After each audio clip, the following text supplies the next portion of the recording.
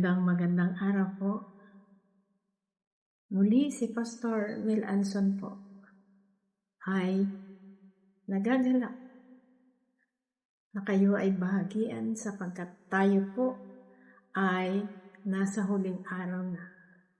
Napapansin ba natin na samot-samot ang nangyayari, mga trahedya, mga salot na nangyayari? Na ito po ay wake-up call. Huwag po tayong magpatumpik-tumpik pa. Huwag po tayong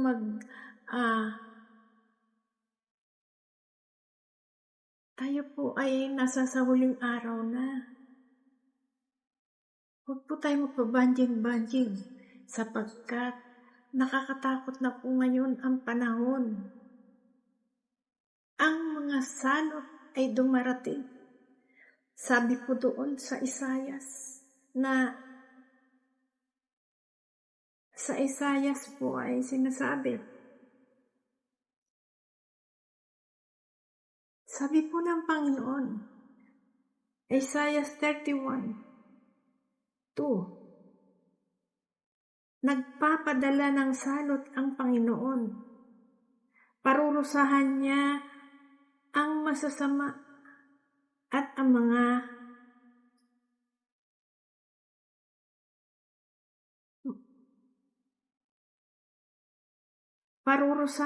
niya ang mga masasama. Sabi po niya sa Isaiah 31, nagpapadala siya ng mga salot. Parurusahan niya ang mga masasama.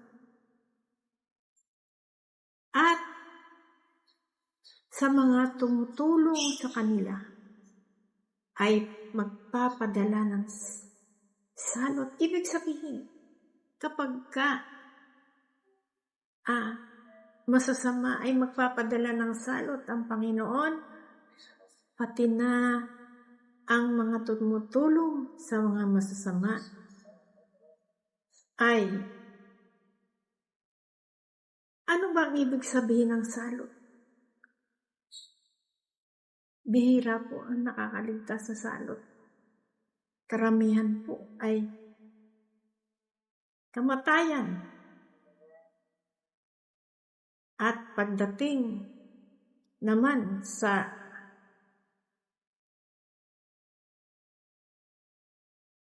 namatay ang tao, ang mangyayari, ang impyerno naman ang sasalo sa kanila. Mamaya po ay ipapakita ko sa inyo ang hantungan ng mga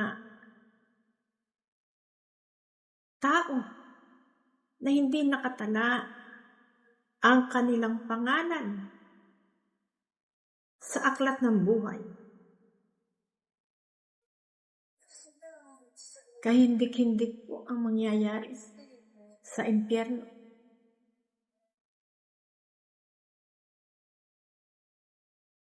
Mayroon pa po tayong time. Mayroon pa po tayong panahon. Huwag po tayong magpabanjing-banjing. This is the right time. Amang nangyayari sa iba't ibang bansa, that is wake-up call sa atin ng Diyos. Binibigyan pa tayo ng Panginoon na magsisi po tayo. Napakasimple lang po na hindi po tayo mahulog sa impyerno. Tayo po ay magsisi at tanggapin po natin ang the only Savior na si Jesus Christ. Kaya nga po siya ay tinanggap niya ang kamatayan sa krus upang masave ang mga makasalanan na sinuman ang manampalataya sa Kanya sa John 3:16 ay hindi mapapahamak, kundi magkakaroon ng buhay na walang hanggan. Kaya po, mga kapatid, ito na po ang tamang panahon na tayo ay mag-meditate sa God. Sabi po niya sa Joel, hindi po nagpaparusa ang Diyos sa mga nagsisisi ng tapat sa kanilang mga puso. At talikuran po natin ang anumang uri ng kasamaan.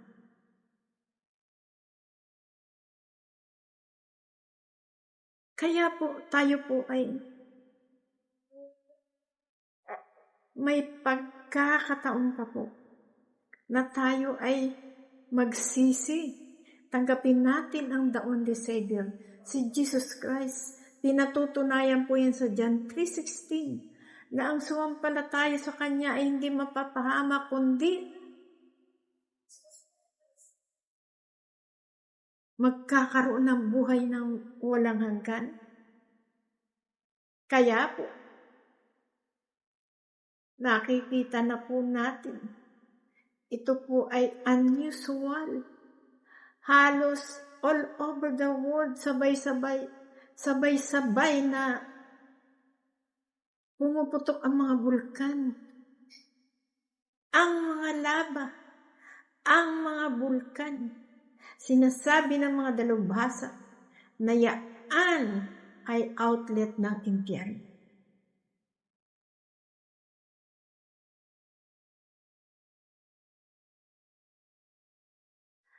Ano man ang ating kasalanan, pagsisihan natin, sabi ng Diyos, at tayo ay patatawarin. At talikuran natin, tayo po ay manalangin na tulungan tayo ng Diyos na lumayo sa lahat ng uri ng kasalanan. Kaya po,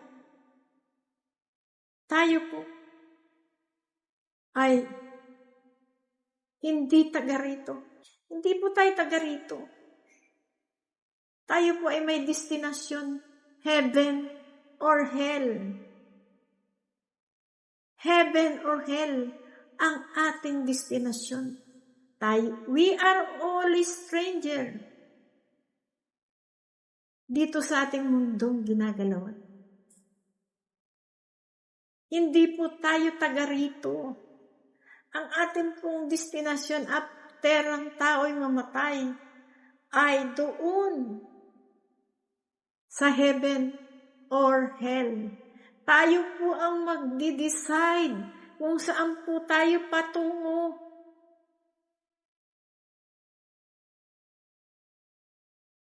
Mainit doon sa impyerno, mga kapatid. Wala doon. Except sa impyerno. May mga kagat doon. Mainit na. Kakagating ka pa ng iba't ibang uri ng hayop. Kaya po, napakasarap sapagkat sinasabi sa banal na kasulatan na tayo, ang mga mananampalataya ni Jesus Christ, ay mayroon tayong mansyon doon. A pure gold ang ating mansyon doon. Base po sa Biblia. Biblically basis po. Tayo po ay huwag na po tayong hindi po natin alam. Ang rapture ay biglang dumating. Ang mga buhay ay iaangat ng Diyos sapagkat maghahari ang Antichrist. Kaya ang kanyang mga anak ay kukunin niya at ang mga anghel sa 4 na dako ay kukunin at aalalayan ang mananampalataya ng Panginoon.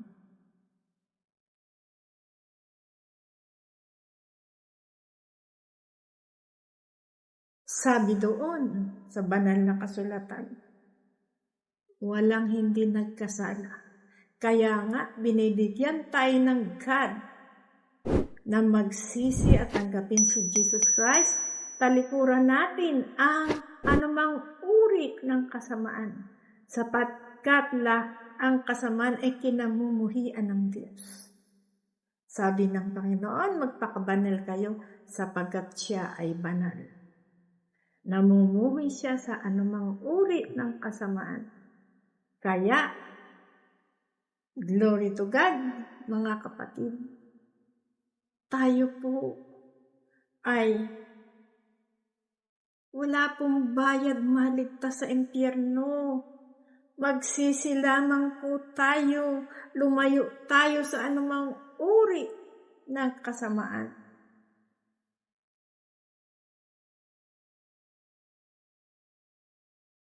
Sabi po doon sa 1 Corinthians 6:9,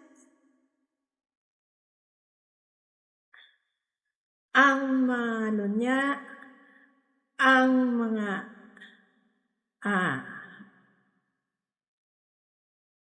nakikipagtalik sa kapwa lalaki, kapwa babae, sa mga manlalasing, sa mamatay tao, sa mga magnanakaw, ay sa mga mapagsamba sa mga Diyos-Diyosan, ay walang bahagi sa kaharian ng Diyos.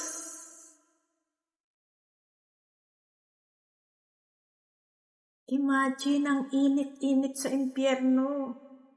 Huwag tayong patulog-tulog. Huwag tayong gumawa ng mga pagsisinungaling.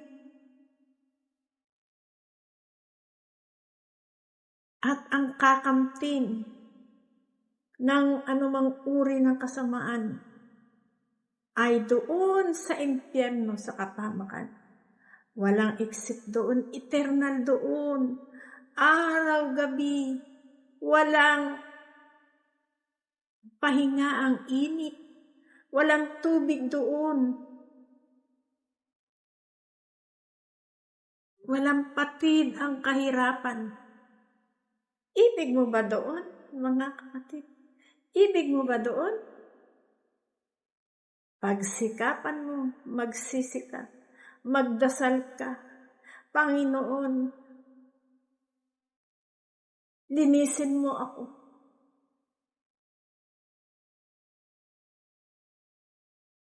Tinatanggap po kita bilang Diyos ko at akin pong tagapagligtas.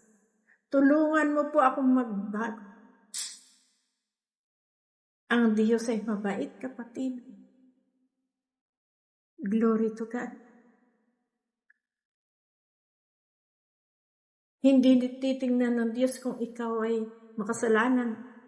Ang malaga, ang tinitingnan ng Diyos, ang puso mong tapat na nagsisisi at nakahandang tumalikod sa kasamaan.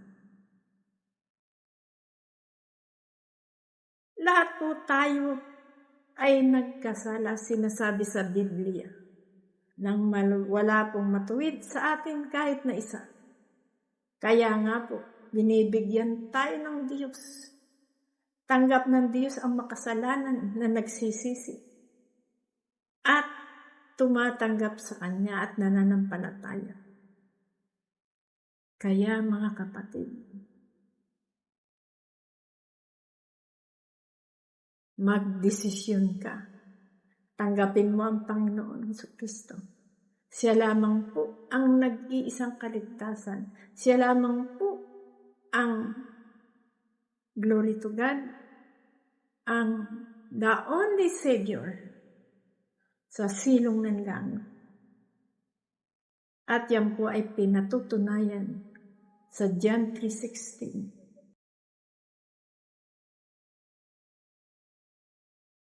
Sabi po sa Kawikaan 9:11-12, sa pamamagitan ng Diyos ay hahaba ang ating buhay.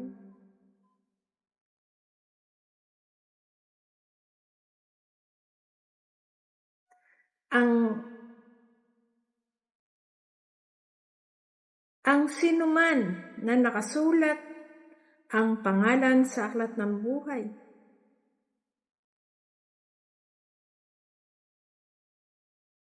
Ang sinumang hindi nakasulat ang pangalan sa aklat ng buhay ay itatapon sa lawa ng apoy at asupre. Sabi po sa Matthew 24:29-31. Pagkatapos ng kapighatian sa mga araw na yaon, magdidilim ang araw, hindi na magliliwanag ang buwan.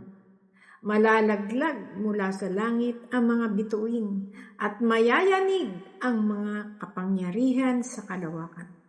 Pagkatapos lilitaw sa kalawakan, lilitaw ang tanda ng anak ng tao at ang lahat ng mga bansa sa daigdig ay makikita nila ang anak ng tao na nasa alapaap at dumarating na may dakilang kapangyarihan at kadakilaan. Sa hudyat ng malakas na tunog ng trumpeta, susuguin niya ang kanyang mga anghel at sa apat na sulok ng daigdig at titipunin nila ang mga hinirang mula sa lahat ng tao. Paparito ang anak ng tao sa Mateo 24:29-31. Paparito ang anak ng tao. Hindi po yun literal. Yun lang po ang talinhaga. Ang anak ng tao ay makikita sa alapaap. Si Jesus Christ po yun. Kasi po, si Jesus Christ ay tagalangit, nagkatawang tao lang po siya. Kaya nga sinasabi sa Biblia na anak ng tao, sapagkat siya ay nagkatawang tao, makikita sa alapaap. Meron po bang tao na naglalakad sa alapaap? Hindi po yan tao. Siya po ay anak ng Diyos. Kaya nga po, sinasabi nila na tao lang si Kristo. Hindi po totoo yan. Yan po ay napakalaking kasalanan. Sapagkat yung sinasabing anak ng tao, hindi po literal yan. Talinhaga po yan. Sapagkat pinanganak po siya ni Virgin Mary. Kaya nga po virgin, wala pong nakakasaling na lalaki. Kaya nga po, pinanganak siya ng Virgin Mary. Ibig sabihin, lalang siya ng Holy Spirit.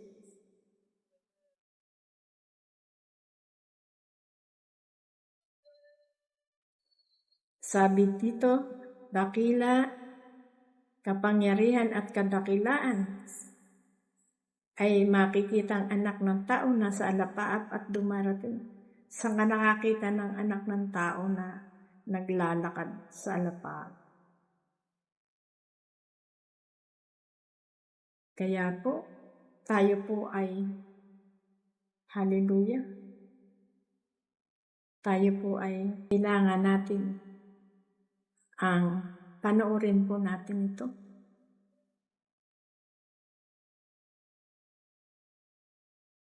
Kung ikaw ay magnanakaw, kung ikaw ay sinungaling, kung ikaw ay kurap, diyan ka pupunta. Diyan ka pupunta. Kung ikaw ay mapanira, naninirampuri, kung ikaw ay nangangalunya,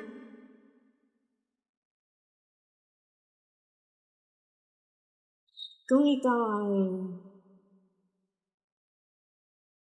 Hindi tatalikod sa kasalanan.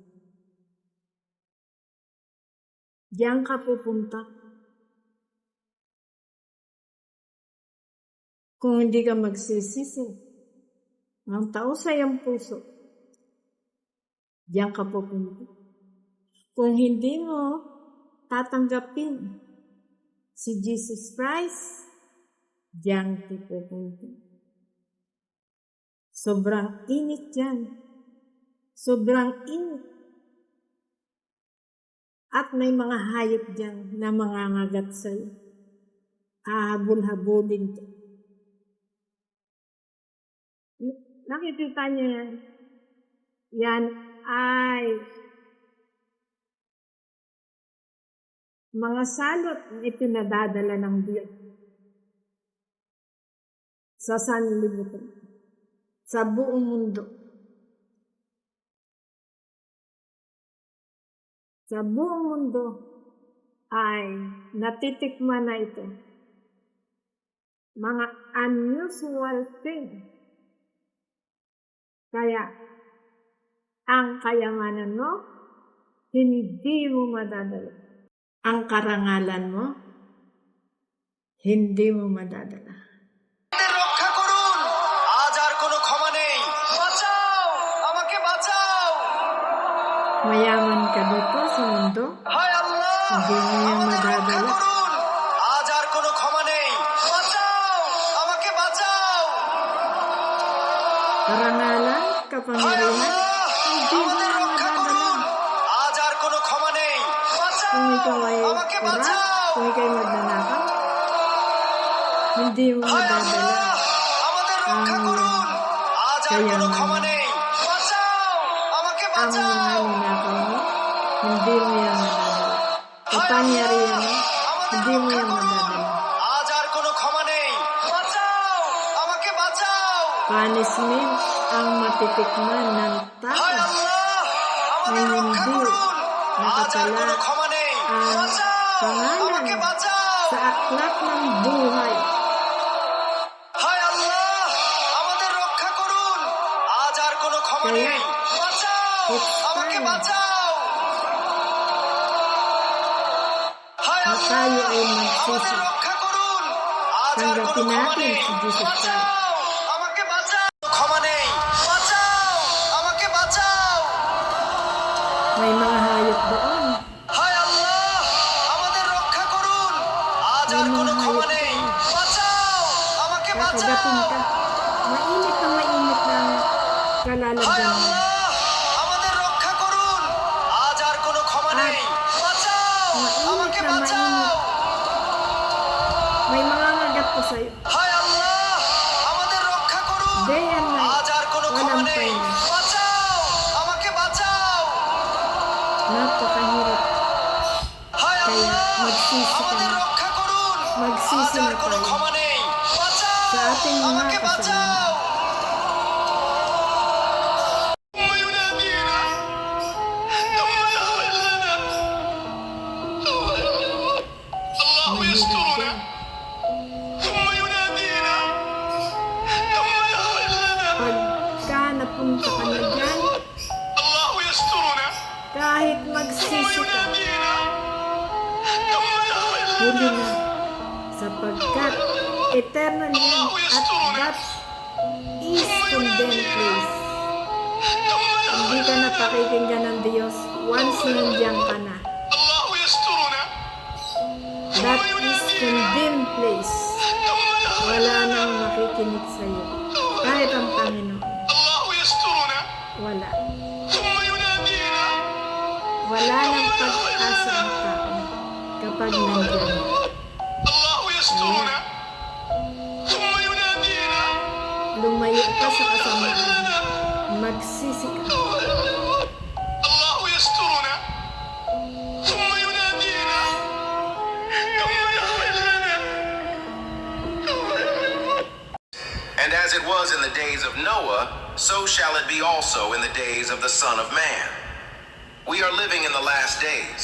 You aren't obligated to believe, but I'm obligated to tell you Jesus is coming back. Dear God, please save the person who passes this along and proclaims a sincere amen. The Bible says in Luke 17:26, "And as it was in the days of Noah, so shall it be also in the days of the Son of Man." We are living in the last days. You aren't obligated to believe, but I'm obligated to tell you Jesus is coming back. Amen. Dear God, please save the person who passes this along and proclaims a sincere amen. The Bible says in Luke, buhay pa din sila. Matapos po ang mapanirang lindol sa Venezuela na nag-iwan ng mga wasak na tahanan, isang milagro po ang nagbigay ng pag-asa nang matagpuan ng mga rescuers na buhay pa ang isang ina at ang kanyang 3 anak na natrap sa ilalim ng mga guho sa loob ng 11 araw. Ang kamanghamanghang pagkaligtas po na ito ay nagpapatunay na kahit sa pinakamadilim na sandali ng ating buhay, laging may pag-asa at awa ang Diyos. Pinalalahanan tayo. Amen. Through the Lord's mercies, we Yes. are not consumed because His compassions fail not. Napakabigat po sa damdamin na makita ang mga pamilyang naghahanap sa kanilang mga mahal sa buhay sa gitna ng trahedya. Marami pa rin pong pamilya sa Venezuela ang kasalukuyang nagdadalamhati at nakakaranas ng matinding kawalan na babago sa kanilang mga buhay. Pero ang buhay ng pamilyang ito na naligtas ay isang paalala na hindi natutulog ang Panginoon. God's mercy shines brightest in the dark. Sa kabila po ng matinding lungkot, ang bawat buhay na naliligtas ay may malalim na kahulugan upang palakasin po ang ating pananampalataya. Kailangan ng bansang Venezuela ang ating tulong at mga panalangin sa ngayon.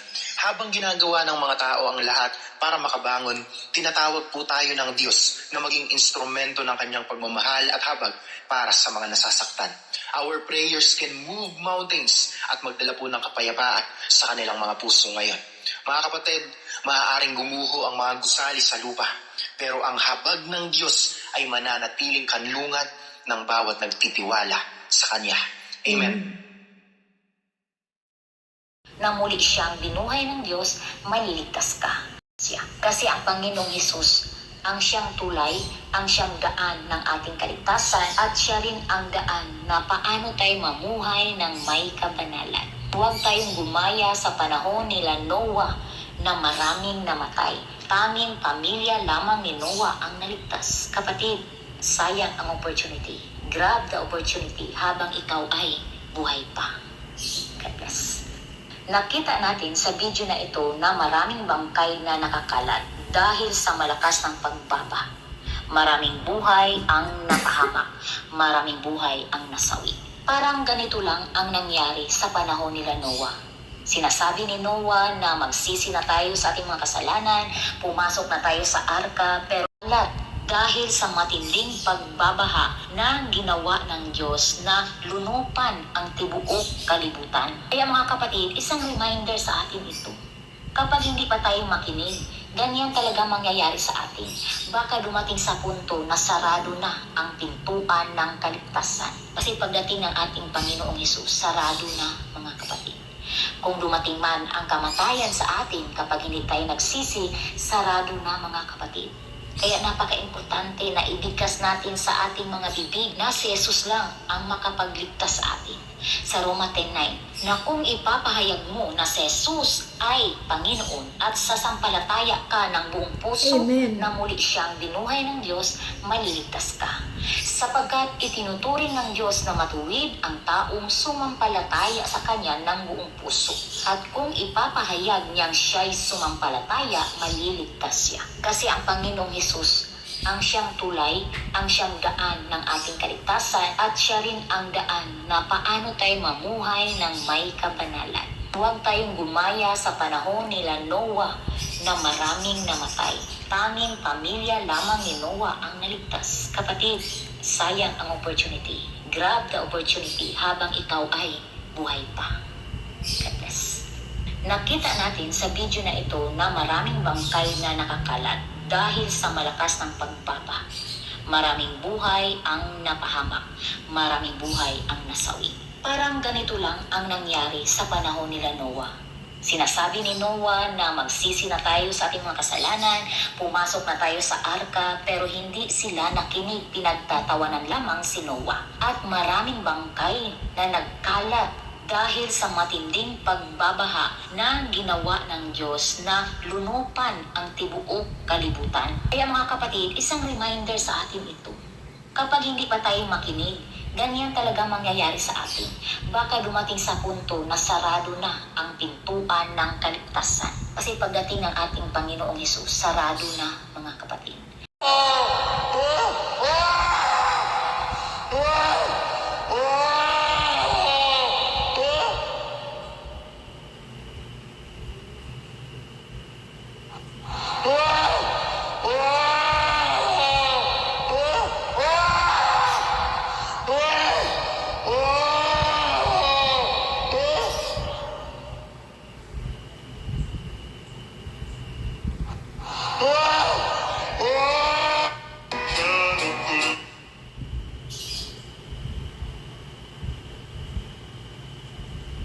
Ang anghel ng Panginoon ay nagbabantay sa mga may takot sa Diyos at ipinagtatanggol niya sila. Subukan ninyo at inyong makikita kung gaano kabuti ang Panginoon. Napakapalad ng taong naghahanap ng kaligtasan sa Kanya. Ang anghel ng Panginoon ay nagbabantay sa mga may takot sa Diyos at ipinagtatanggol niya sila. Subukan ninyo at inyong makikita kung gaano kabuti ang Panginoon. Napakapalad ng taong naghahanap ng kaligtasan sa Kanya. Ang anghel ng Panginoon ay nagbabantay sa mga may takot sa Diyos at ipinagtatanggol niya sila. Subukan ninyo at inyong makikita kung gaano kabuti ang Panginoon. Napakapalad ng taong naghahanap ng kaligtasan sa Kanya. Ang anghel ng Panginoon ay nagbabantay sa mga may takot sa Diyos at ipinagtatanggol niya sila. Subukan ninyo at inyong makikita kung gaano kabuti ang Panginoon.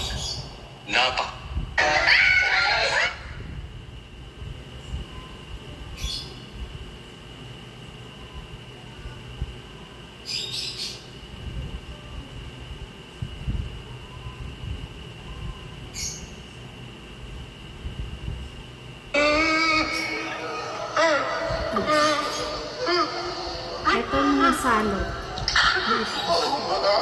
Sabi doon sa Isaiah, ang Panginoon ang nagpapadala.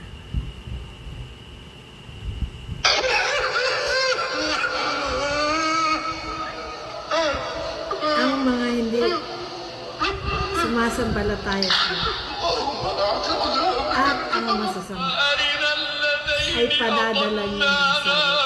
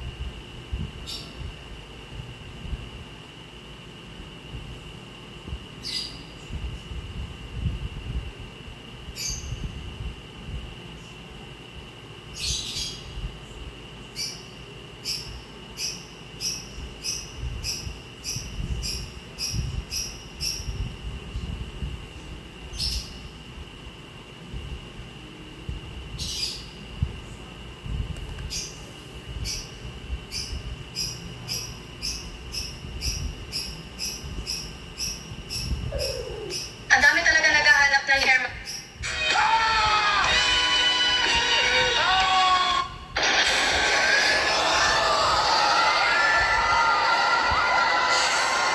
Nakakatakot ang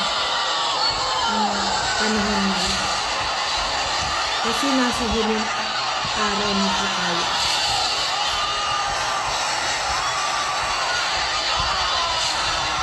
Nililipol ng Panginoon ang hindi sumasampalataya sa Kanya, kay Jesus Christ. Nililipol niya, pinadadala niya ng salot ang mga hindi sumasampalataya sa Kanya at sa mga masasama. Kaya po, it's time tayo po ay magsisi.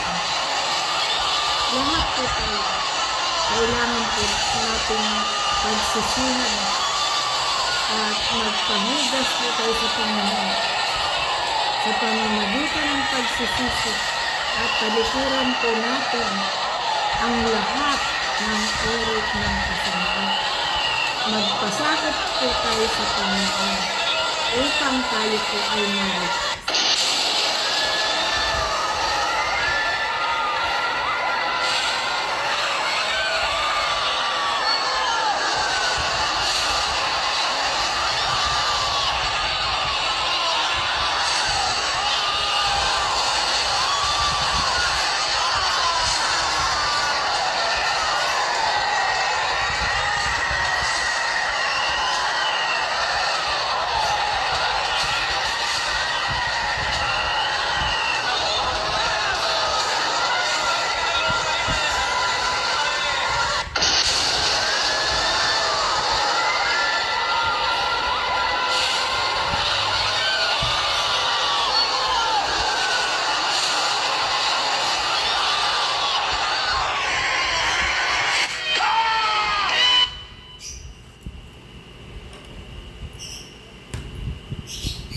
Kanya po,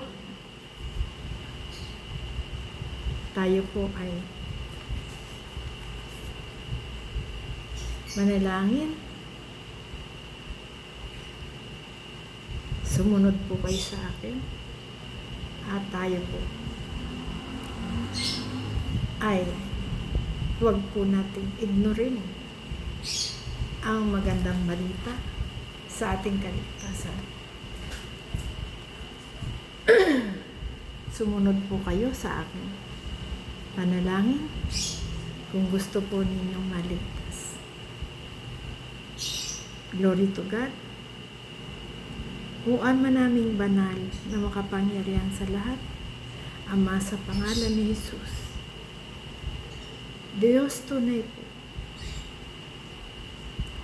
nahugasan mo kami, Panginoon. At amin po pinagsisisihan ang lahat ng aming mga kasalanan. Ito man po ay sinasadya man namin o hindi. Tulungan mo kami, Panginoon, upang hindi kami magkasala. Hugasan mo po kami, Panginoon. At tunay, Panginoon, Jesus, tinatanggap kita, Diyos, na aking tagapagligtas at aking Diyos. Magmula po sa araw na ito, ay ikaw po ang aking Diyos at ikaw po ang aking tagapagligtas. Salamat po sa araw na ito, Panginoon, sapagkat ikaw po, Panginoon, ang tanging naming kaligtasan. Huwag mo po akong pabayaan 10 ng aming mga mahal sa buhay at aming pamilya, Panginoon. Lord, tunay po, Panginoon, na kayo po, Ama, ang siyang magbibigay sa akin ng kalakasan. Bigyan mo akong kalakasan. At tunay, Ama, tulungan mo kami na kami ay sumunod sa iyo. Magpasakop po kami sa inyo, Diyos. Lord, tunay po, Ama, ito po ang aking samo at hiling sa tanging pangalan ng inyong anak na si Jesus. Amen. Kaya po, tayo po ay mag-meditate sa God. Tayo po ay magsisi sa ating mga kasalanan. Kayo po ay, kung kayo po ay sumunod sa aking panalangin, kayo po ay mag-comment down below ng amen. Glory to God. At tunay po na kayo ay